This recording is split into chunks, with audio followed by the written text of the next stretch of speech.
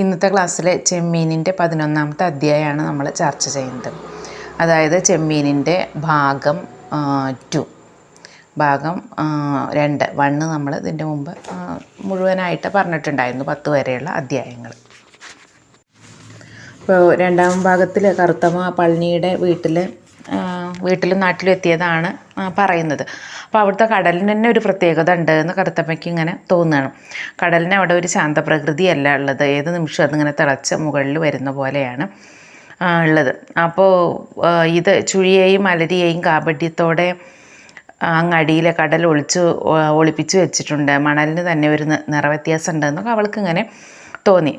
അങ്ങനെ അവിടെ അവളെ ജീവിതം ആരംഭിക്കുകയാണ്. പുതിയ പെണ്ണിനെ കാണാൻ എല്ലായിടത്തുള്ള പോലെ സാധാരണ ആൾക്കാരിങ്ങനെ വന്നു.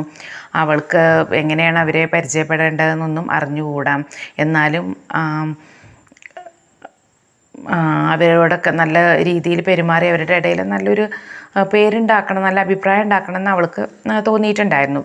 പലരും അവളെ ഇങ്ങനെ ചുഴിഞ്ഞു നോക്കിയപ്പോൾ അവൾ വല്ലാതെ ചൂളിപ്പോയി. പിറ്റേ ദിവസം വെളുപ്പിന് തന്നെ പളനി കടലിൽ പോയി. അന്ന് നല്ല മത്തി പെയ്ത്തുള്ള സമയമായിരുന്നു. കറുത്തമ്മ വീടിൻ്റെ നായികയാണ്. അവൾക്ക് വീട്ടിൽ കുറേ ജോലികളുണ്ട്. അപ്പോൾ ആ വീട്ടിൽ ആകെ ഒരു കലവും ഒരു ചട്ടിയും ഒരു തവിയും മാത്രമാണ് ഉണ്ടായിരുന്നത്. അപ്പോൾ ഇനി അതൊരു വീടായി തീരണമെങ്കിൽ ഒരുപാട് സാധനങ്ങൾ വേണമെന്ന് കറുത്തമ്മയ്ക്ക് ഇങ്ങനെ തോന്നുകയാണ്. അപ്പോൾ കുറച്ച് അരി, ഉപ്പും മുളകും ഒരു കൊട്ടയിൽ വാങ്ങി വെച്ചിട്ടുണ്ട്. അപ്പോൾ കല്യാണത്തിന് മുമ്പ് ഒരു വീടുള്ളവനല്ല പളനിന്ന് അവളിങ്ങനെ വിചാരിച്ചു. ഒരു വീട്ടിൽ എന്തെല്ലാം ഉണ്ടായിരിക്കണം എന്ന് പറഞ്ഞു കൊടുക്കാൻ അയാൾക്ക് ആളും ഉണ്ടായിട്ടുമില്ല. അപ്പോൾ എല്ലാം അവൾ തന്നെ അങ്ങനെ ചെയ്യണം. ഏതായാലും അന്ന് കറുത്തമ്മ അരി വെച്ചു, ഉള്ളി കൊണ്ടൊരു തീയലുണ്ടാക്കി. അതിന് വേണ്ട പാത്രങ്ങളൊക്കെ അവിടെ പിന്നെ പാത്രങ്ങളെല്ലാം അടുത്ത വീട്ടിൽ നിന്നും അവൾ ഉണ്ടാക്കി. അപ്പോൾ അരപ്പ് അങ്ങനെ തന്നെ സാധിച്ചു. അപ്പോൾ അപ്പുറത്തെ വീട്ടിലെ വൃദ്ധ അവളോട് ഇങ്ങനെ പറഞ്ഞു, ഒരു കൊച്ചാനെ നിന്നെ ഏൽപ്പിച്ചിരിക്കുകയാണ് മോളെ, എല്ലാം നീ തന്നെ ഉണ്ടാക്കണമെന്ന് കറുത്തമ്മയോട് പറയേണ്ടത്. അപ്പോൾ അവൾ നീർക്കുന്നത്ത് കടപ്പുറത്ത് വെച്ച് കേട്ടത് തന്നെയാണ് ഇവിടെയും കേൾക്കുന്നതെന്ന് അവൾക്ക് തോന്നി. അതോ അവളോട് മാത്രം പറയുകയാണോ, എല്ലാവരും തന്നെ സംശയദൃഷ്ടിയോടുകൂടി നോക്കുന്നുണ്ടോയെന്നൊക്കെ കറുത്തമ്മയ്ക്ക് ഇങ്ങനെ സംശയം തോന്നി.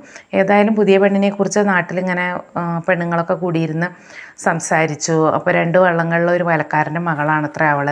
അപ്പോൾ അങ്ങനെയുള്ള ഒരുപാട് സാധാരണ ഒരു കുടുംബമൊന്നും ഇല്ലാത്ത ഒരുത്തൻ്റെ കൂടെ ആരെങ്കിലും പറഞ്ഞയക്കുമോ എന്ന് ചോദിച്ചപ്പോൾ ഒരുപാട് പറഞ്ഞു, തന്തയ്ക്ക് വള്ളവും വലയൊന്നും ഉണ്ടാവില്ല എന്ന് പറഞ്ഞു.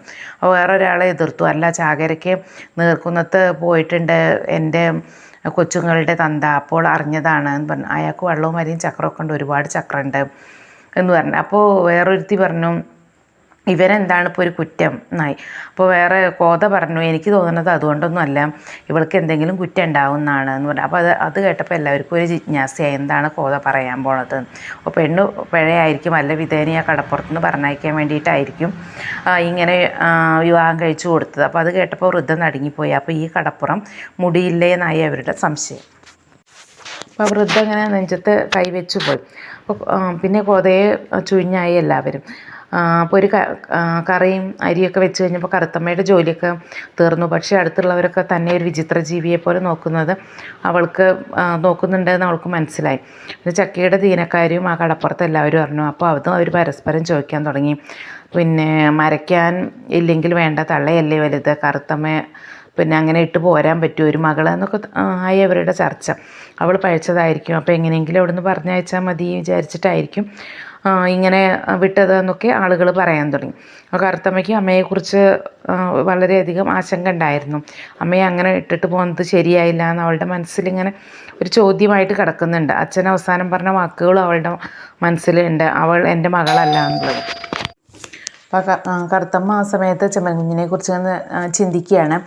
എന്തായാലും താൻ ചെയ്തൊരു സാഹസമായി പോയി എന്ന് അവൾക്ക് തോന്നുകയാണ്. കാരണം ഒരിക്കലും അച്ഛൻ ഇനി തന്നെ അംഗീകരിക്കുന്നുണ്ടാവില്ല, തന്നെ ശപിക്കാവും. അമ്മ അവളെ അനുഗ്രഹിച്ചു, അമ്മയുടെ അനുമതി അവൾക്കുണ്ടെന്ന് അവളിങ്ങനെ വിചാരിക്കുക. പക്ഷേ അമ്മയും പാവാണ്, അമ്മ എന്തുമാത്രം സഹിക്കുന്നുണ്ടാവും, അച്ഛൻ അമ്മയെയും കുറ്റപ്പെടുത്തുന്നുണ്ടാവും എന്നൊക്കെ അവളങ്ങനെ വിചാരിച്ചു. അച്ഛൻ ഒരിക്കലും എനിക്ക് മാപ്പ് തരില്ല എന്ന് കറുത്തമ്മ അങ്ങനെ വിചാരിക്കുകയാണ്. അപ്പോൾ കറുത്തമ്മ അവളുടെ ഭാവിയെക്കുറിച്ച് തന്നെ ചിന്തിച്ചു. അവൾക്ക് അച്ഛനുണ്ടായിരുന്നു, അമ്മയുണ്ടായിരുന്നു. അച്ഛൻ ഒരുപാട് പണം ഉണ്ടാക്കുന്ന ആളായിരുന്നു. അവൾക്ക് അവിടെ ഒരു സുരക്ഷിതത്വം ഉണ്ടായിരുന്നു. ഒരുപാട് ആഗ്രഹങ്ങളും ആവശ്യങ്ങളും ഒക്കെ ഉണ്ടായിരുന്ന ആളാണ് കറുത്തമ്മ. പക്ഷേ താനിപ്പോൾ എവിടേക്കാണ് എത്തിയിട്ടുള്ളത് എന്നൊക്കെ അവളിങ്ങനെ ചിന്തിക്കുകയാണ്. കറുത്തമ്മ കുറേ കാര്യങ്ങളിങ്ങനെ ചിന്തിച്ചു. അവൾക്ക് ആഹാരം കിട്ടുമോ, ഉടുക്കാനും തേക്കാനും കിട്ടുമോ, പിന്നെ അവൾ ഇതുവരെ വിശപ്പ് എന്താണെന്ന് അറിഞ്ഞിട്ടില്ല എന്നൊക്കെ അവളങ്ങനെ വിചാരിക്കുകയാണ്. അവൾ സ്നേഹിക്കാൻ പെട്ടവളായിരുന്നു, ഇപ്പോൾ ഒരാളുടെ കൂടെ ഇറങ്ങിപ്പോന്നിരിക്കുകയാണ്. അമ്മ അങ്ങനെ അവശയായി കിടക്കുമ്പോൾ താൻ അങ്ങനെ പോകുന്നത് ശരിയാണോ? ഈ പുരുഷൻ തന്നെ സ്നേഹിക്കുമോ? ഒരു നിർദാക്ഷിണ്യം ഇല്ലാതെ തന്നോട് ഇയാൾ പെരുമാറിയാൽ താൻ എന്ത് ചെയ്യും? എങ്ങനെയാണ് ഇയാളുടെ സ്നേഹം പിടിച്ചു പറ്റാൻ വേണ്ടിയിട്ട് ഞാൻ ജീവിക്കുക, എന്തൊക്കെയാണ് ചെയ്യേണ്ടത് തുടങ്ങിയിട്ടുള്ള ചിന്തകൾ അവളുടെ മനസ്സിലങ്ങനെ ഉണ്ടാവുകയാണ്. അപ്പോൾ കറുത്തമ്മയ്ക്ക് എന്തും സഹിച്ചു കൊള്ളാം, എന്തും സഹിച്ച് ജീവിച്ച ജീവിതം അങ്ങനെ അവസാനിപ്പിക്കുക എന്നൊക്കെ കറുത്തമ്മ അങ്ങനെ വിചാരിച്ചു. അവളിങ്ങനെ വിചാരിക്കുകയാണ്, പഴനി അവളെ സ്നേഹിച്ചാൽ മതി, അത് അവൾ ആഗ്രഹിക്കുന്നുണ്ട്. പക്ഷേ അവളുടെ ആഗ്രഹം ന്യായമാണോ എന്നും അവൾ ആ സമയത്ത് വിചാരിച്ചു. എല്ലാ യുവതികൾക്കും അങ്ങനെ ഭർത്താക്കന്മാർ സ്നേഹിക്കാൻ ആഗ്രഹിക്കും, പക്ഷേ ഒരുവൾക്കെങ്കിലും സ്നേഹത്തെക്കുറിച്ച് സമഗ്രമായിട്ട് ഒരു ബോധം ഉണ്ടാവുമെന്നൊക്കെ അവളങ്ങനെ ചിന്തിക്കുകയാണ്. പിന്നെ പളനിയുടെ സ്നേഹം തനിക്ക് ലഭിക്കുമോ? സ്നേഹിക്കാൻ കഴിയാത്തവനാണെന്ന് അവൾക്കൊരു തോന്നലിങ്ങനെ പിടികൂടി മനസ്സിൽ. അത് അപകടകരമായിട്ടുള്ളൊരു പരീക്ഷണമല്ലേ എന്ന് അവൾക്കിങ്ങനെ തോന്നി. അവിടെ തന്നെ കഴിയുകയാണെങ്കിലോ അത് ഇതിലും വലിയ അപകടകരമായിട്ടുള്ള അവസ്ഥയായിരിക്കും എന്നൊക്കെ അവൾ വിചാരിച്ചു. ഏതായാലും ഉച്ചതിരിഞ്ഞപ്പോൾ പഴനി കടലിൽ പോയിട്ട് മടങ്ങി വന്നു. ശ്രദ്ധാപൂർവ്വം അവൾ ചോറും കറിയൊക്കെ അയാൾക്ക് വിളമ്പിക്കൊടുത്തു. അപ്പോൾ ആദ്യമായിട്ടാണ് അവളെ ചോറ് വിളമ്പി കൊടുക്കുന്നത്. കറി അയാൾക്ക് ഇഷ്ടപ്പെടുമോ എന്തോന്നൊക്കെ അവൾക്കിങ്ങനെ ആശങ്കകളുണ്ടായിരുന്നു. ഏതായാലും അവിടെ നിന്നിട്ട് അവൾക്ക് പറയാനുള്ള കാര്യങ്ങളൊക്കെ അങ്ങനെ പറയുകയാണ്. പിന്നെ അവളെ സ്നേഹിക്കണമെന്നല്ല, അവളെ സ്നേഹിക്കണമെന്നല്ല, അവൾ സ്നേഹിക്കാമെന്നല്ലേ പറഞ്ഞത്. ഒരു കറി കൂടി വെക്കുക, അവിടെ ചട്ടിയില്ല, ചോറിൽ കല്ല് കടിച്ചേക്കും, അരിക്കാൻ പാത്രമില്ല, തവി ഒന്നേയുള്ളൂ. അങ്ങനെ അവളുടെ ആശങ്കകളും പരാതികളൊക്കെ അവളിങ്ങനെ പറയുകയാണ്. നമുക്ക് ചട്ടിയും കലവും പാത്രവും ഒക്കെ വാങ്ങണം എന്ന് പറഞ്ഞു. അപ്പോൾ പളനി പറഞ്ഞു മേടിക്കാൻ, പക്ഷേ എല്ലാം കൂടി ഒരുമിച്ച് മേടിക്കാനായിട്ട് പറ്റില്ല എന്ന് പറഞ്ഞു. അപ്പോൾ അത് വേണ്ട, കുറേശ്ശെ മതിയെന്ന് അവൾ കൂട്ടിച്ചേർക്കുകയും ചെയ്തു. അങ്ങനെ അവൾ ചോറ് വിളമ്പി കൊടുത്തുകൊണ്ടിരിക്കുകയായിരുന്നു. പളനി പറഞ്ഞു ചോറ് കൂടുതലാണ് എന്ന് പറഞ്ഞു. അപ്പോൾ അതിനെന്താ, അത് പാത്രത്തിലിരിക്കുകയല്ലേ എന്ന് അവൾ ചോദിക്കുകയും ചെയ്തു. തീയൽ ചീത്തയാ അല്ലയോ എന്ന് പറഞ്ഞു. ഊണ് സുഖപ്പെട്ടില്ലായിരിക്കും എന്ന് പറഞ്ഞു. പളനി അതിന് മറുപടി പറഞ്ഞു, നല്ല തീയലാണ്, ഞാൻ ഒരുപാട് ചോറുണ്ടോ എന്ന് പറഞ്ഞു. ഏതായാലും പളനി അവൾ കൊടുത്ത ചോറ് അങ്ങനെ രുചിയോടുകൂടി തന്നെയാണ് അയാൾ അന്ന് ഉണ്ടത്.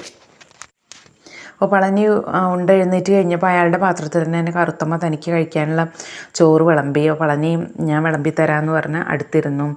അങ്ങനെ കറുത്തമ്മ കുറച്ച് ചോറേ ഉണ്ടുള്ളൂ എന്ന് പളനി പരാതി പറഞ്ഞപ്പോൾ എനിക്ക് നിറഞ്ഞു എന്ന് പറഞ്ഞിട്ട് അവൾ നിർത്താൻ നോക്കുമ്പോൾ ഒരു തവി ചോറ് കൂടി പളനി പാത്രത്തിലേക്ക് വിളമ്പുകയാണ്. അങ്ങനെ കറുത്തമ്മ ഒരു വീട്ടുകാരിയായി ജീവിതം ആരംഭിക്കാനായിട്ട് തുടങ്ങി. കറുത്തമ്മ പാത്രം കഴുകി വന്നപ്പോൾ പളനി എന്തെല്ലാമാണ് വാങ്ങേണ്ടതെന്ന് ചോദിച്ചപ്പോൾ കറുത്തമ്മ പറഞ്ഞു, ഇപ്പം തന്നെ പോകണ്ട, ഒന്നാട് നിവർത്തിയിട്ട് പോയാൽ മതി. ഇപ്പം തന്നെ പോയാൽ ആളുകൾ പറയും അവൻ കടലിൽ പോയി വന്നപ്പോഴേക്കും അവൾ സാധനങ്ങൾ വാങ്ങിക്കാനായിട്ട് പുറത്തേക്ക് പറഞ്ഞയച്ചു എന്ന് പറഞ്ഞു കറുത്തമ്മ. അങ്ങനെ അയാൾ അവിടെ ഒന്നാട് നിവർത്താനായിട്ട് ഇരിക്കുകയാണ്. അങ്ങനെ നടുനിർത്താനിരുന്ന അയാൾ അവളെ അടുത്ത് വിളിക്കുകയാണ്. അവളും ആ വിളി പ്രതീക്ഷിച്ചിരുന്നു. അങ്ങനെ അവർ യുവത്വത്തിൻ്റെ ചൂടും വികാര വിക്ഷോഭമൊക്കെ ആയിട്ട് കുറേ സമയം അങ്ങനെ ഇരുന്നു. എന്തൊക്കെയോ കറുത്തമ്മ അയാളോട് പറയുകയും ചെയ്തു. അപ്പോൾ പറഞ്ഞു കഴിഞ്ഞപ്പോഴാണ് കറുത്തമ്മയ്ക്ക് തോന്നിയത് താൻ ചെയ്തത് ശരിയായില്ല എന്ന്. കാരണം അവളുടെ ഇതിന് മുമ്പുണ്ടായിരുന്ന ജീവിതത്തെക്കുറിച്ച് മുഴുവനാണ് പളനിയോട് പറഞ്ഞത്. അപ്പോൾ പളനി അതിനെക്കുറിച്ച് വീണ്ടും ചോദിച്ചാലോ എന്ന് പിന്നെ അവൾക്ക് പേടിയായി. കാരണം ഒരു അന്യപുരുഷനല്ലേ, ഞാൻ അങ്ങനെ പറയേണ്ടിയിരുന്നു, പറഞ്ഞത് തെറ്റല്ലേ എന്നുള്ള ഒരു ചിന്ത അവളുടെ മനസ്സിൽ ഉണ്ടായി. അപ്പോൾ അവൾക്ക് വീണ്ടും ക്ഷമ ചോദിക്കണം എന്നൊക്കെ ആഗ്രഹം ഉണ്ടായിരുന്നു. പക്ഷെ അതിനൊന്നും അവൾക്ക് കഴിഞ്ഞില്ല. അവളിങ്ങനെ ചിന്തിക്കണം, എല്ലാ പെണ്ണുങ്ങളും ഇങ്ങനെയാണോ, പിന്നെ നെറിയും മുറയൊന്നും ഇല്ലാതെ ഒരാളെ കിട്ടുമ്പോഴേക്കും അങ്ങോട്ട് എല്ലാം പറയുകയും അങ്ങനെ പെരുമാറുകയൊക്കെ ചെയ്യുമോ എന്നൊക്കെ അവളിങ്ങനെ ചിന്തിക്കുന്നുണ്ട്. പളനി പുറത്ത് പോകാനായിട്ട് തുടങ്ങി. അപ്പോൾ കറുത്തമ്മയോട് എന്തൊക്കെയാണ് വാങ്ങേണ്ടതെന്ന് ചോദിച്ചു. അവളൊരു വലിയ ലിസ്റ്റ് തന്നെ കൊടുത്തിട്ടുണ്ടായിരുന്നു. അങ്ങനെ പളനി പുറത്തേക്ക് പോയപ്പോൾ കറുത്തമ്മയ്ക്ക് വീണ്ടും പരീക്കുട്ടിയെക്കുറിച്ചുള്ള ചിന്തകൾ മനസ്സിലേക്ക് വന്നു. അവൾ ചെയ്യുന്നത് ഒരു പാപമാണ് എന്ന് അറിഞ്ഞുകൊണ്ട് തന്നെ അവൾ വീണ്ടും പരീക്കുട്ടിയെക്കുറിച്ച് ഇങ്ങനെ ഓർക്കുകയാണ്. അപ്പോൾ എത്ര വിചാരിച്ചിട്ടും അവൾക്ക് പരീക്കുട്ടിയെ മനസ്സിൽ നിന്ന് മാറ്റാനായിട്ട് കഴിഞ്ഞില്ല. പളനി ചട്ടിയും കലമൊക്കെ ആയിട്ട് വാങ്ങിയിട്ട് വന്നു. അപ്പോൾ ആ സമയത്ത് കറുത്തമ്മ അയാളെ ഇങ്ങനെ കുറ്റപ്പെടുത്തുന്ന രീതിയിൽ തമാശയായിട്ട് പറഞ്ഞു, ഇത് നല്ല കലമല്ല, ചട്ടിയല്ല എന്നൊക്കെ പറഞ്ഞു. ഇതൊന്നും വാങ്ങാൻ എനിക്കറിയില്ല എന്ന് പളനി അതിന് മറുപടിയും പറഞ്ഞു. ഏതായാലും അന്ന് രാത്രി അവർ ഉറങ്ങിയതേ ഇല്ല. രണ്ടാളും ഒരുപാട് സംസാരിച്ചിരിക്കുകയാണ് ചെയ്തത്. അപ്പോൾ ആ സമയത്ത് കറുത്തമ്മ ചോദിച്ചു, അമ്മാഞ്ചി അങ്ങനെ വയ്യാതെ കിടന്നപ്പോൾ എന്നെ ഇങ്ങനെ കൂട്ടിക്കൊണ്ടുവന്നത് ശരിയാണോ എന്ന് ചോദിച്ചു. അത് പളനിയെ കുഴക്കുന്ന ഒരു ചോദ്യം തന്നെയായിരുന്നു. എങ്കിലും അയാൾ അതിന് മറുപടി പറഞ്ഞത് കല്യാണം കഴിഞ്ഞ് കഴിഞ്ഞാൽ പെണ്ണിനെ അവിടെ നിർത്തിപ്പോയിരുന്നത് ആണത്തമല്ല എന്നാണ്. അപ്പോൾ അവൾ പറഞ്ഞു, അച്ഛൻ്റെ സ്വഭാവം എനിക്കറിയാം, അച്ഛൻ ഒരിക്കലും ഇനി നമ്മളെ തിരിച്ചു വിളിക്കുന്നുണ്ടാവില്ല എന്നൊക്കെ പറയണ്ടായി. അപ്പോൾ ആ സമയത്ത് പളനി അവൾക്കൊരു വാക്ക് കൊടുത്തു, അച്ഛൻ മകളില്ലാന്ന് വിചാരിക്കുകയാണെങ്കിൽ നീ അച്ഛനില്ലാന്നും വിചാരിച്ചു എന്ന്. അതൊരു വലിയ സുരക്ഷിതത്വത്തിൻ്റെ വാക്കായിട്ട് അവൾക്ക് തോന്നി. അപ്പോൾ അയാൾ പറഞ്ഞു, നിൻ്റെ അച്ഛൻ ഒരു കൊതിയനും വല്ലാത്തവനും അതേപോലെ തന്നെയാണ് നിൻ്റെ തുറയിലരയനും. അയാൾ ഞങ്ങളെക്കുറിച്ച് എന്തൊക്കെയാണ് വിചാരിച്ചത്, എന്തൊക്കെയാണ് പറഞ്ഞതെന്നൊക്കെ പളനി പറയുന്നുണ്ട്. കറുത്തമ്മ അയാളോട് അവളെ സ്നേഹിക്കണം എന്ന് ഇടയ്ക്കിടയ്ക്ക് പറഞ്ഞുകൊണ്ടിരുന്നു. പളനി ഒരിക്കലും അവളോട് എന്നെ സ്നേഹിക്കണമെന്നോ ഞാൻ നിന്നെ സ്നേഹിക്കാമെന്നുള്ള ഒരു വാക്ക് അവൾക്ക് കൊടുക്കേണ്ടായില്ല. പക്ഷേ അയാളുടെ മനസ്സിൽ ചിലപ്പോൾ അങ്ങനെ ഒരു വാക്കിൻ്റെ ആവശ്യമില്ല എന്ന് അയാൾ ചിന്തിച്ചിട്ടുണ്ടായിരിക്കണം. പക്ഷേ പളനി ഒരു ദൃഢനിശ്ചയം ചെയ്തു, നിൻ്റെ അച്ഛൻ ഇങ്ങോട്ട് വരാതെ ഞാൻ അങ്ങോട്ട് വരില്ല എന്ന് പളനി തീർച്ചയായിട്ട് പറഞ്ഞു. അപ്പോൾ അതുകൊണ്ട് കറുത്തമ്മയ്ക്ക് മനസ്സിലായി ഭർത്താവും അച്ഛനെ പോലെ തന്നെ വാശിക്കാരനാണ്. അപ്പോൾ തനിക്കിനി അങ്ങോട്ട് പോകാൻ പറ്റുന്നുണ്ടാവില്ല എന്നുള്ളൊരു തോന്നൽ കറുത്തമ്മയിലുണ്ടായി. പളനി എന്നും രാവിലെ നേരത്തെ കടലിൽ പോവും. അപ്പോൾ ആ സമയത്ത് കറുത്തമ്മ ചോദിച്ചു, നിങ്ങൾ ശുദ്ധം വരുത്തിയിട്ടാണോ പോണതെന്ന്. പളനി ചോദിച്ചു, അതെന്തിനാണെന്ന്. അപ്പോൾ വിവാഹം കഴിഞ്ഞാൽ അത് ആവശ്യമാണ് എന്ന് കറുത്തമ്മ പറയുകയും പളനിയെ കുളിപ്പിക്കുകയും ചെയ്തു. പളനി വള്ളത്തിലേക്ക് ചെന്നപ്പോൾ അവിടുത്തെ മൂപ്പനും അങ്ങനെ ചോദിച്ചു, നീ കുളിച്ചോടാ ചെറുക്കാം. അങ്ങനെ ശുദ്ധം വരുത്തിയിട്ട് പളനി കടലിൽ പോകാനായിട്ട് തുടങ്ങുന്നതോടു കൂടിയിട്ട് 11ാമത്തെ അധ്യായം അവിടെ അവസാനിക്കുക. വിവാഹിതരായ പളനിയും കറുത്തമ്മയും അവരുടെ പുതിയൊരു ജീവിതത്തിൻ്റെ ചുവടുവയ്പ്പുകളാണ് നമ്മൾ 11ാമത്തെ അധ്യായത്തിൽ കണ്ടത്.